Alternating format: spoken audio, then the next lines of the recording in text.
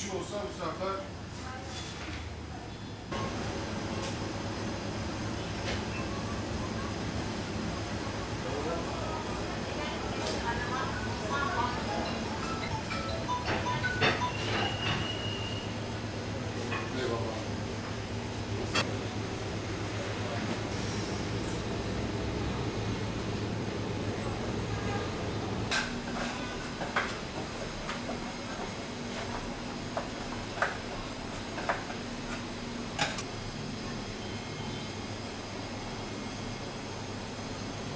geçen Ramazan bayramında bir de bu Kurban Bayramı'nı kıyas edersek Ramazan bayramında hem hava serin idi, bir de kurban telaşı yoktu. Yani kurban telaşı derken şöyle bir masraf çıkıyor malumunuz.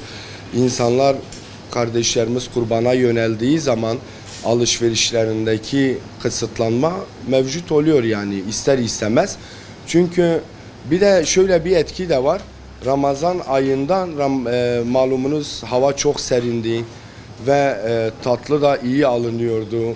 Ve bununla beraber ayrı bir etkisi de yola giden insanlar daha fazlaydı. Çünkü tatilin de etkisi vardı o esnada. Kurban Bayramı'nda ise şöyle bir durum var. Hem hava sıcaktır hem insanlar kurbana yöneliyor ve bununla beraber en büyük etkilerinden bir tanesi kurban, ikincisi ise tatille sıcaklıktır.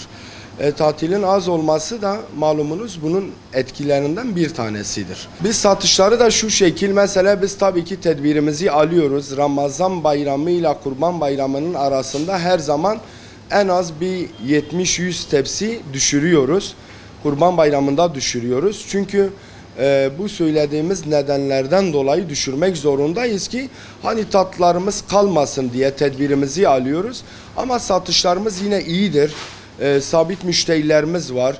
Tabii yola çıkmasa da müşterilerimiz bayramı evde geçirse bile misafirlikten dolayı, mesela şöyle bir örnek vereyim.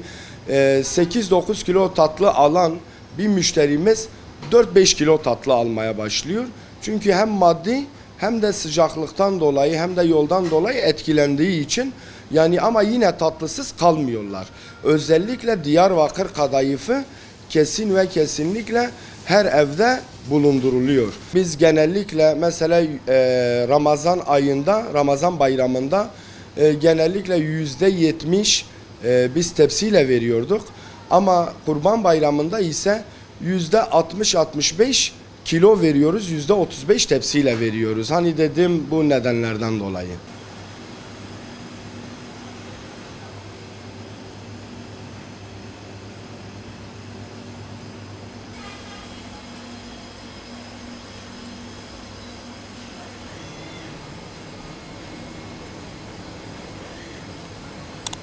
Edir abi sen ne yapıyorsun? Allah'a emanet olun, çok sağ olun.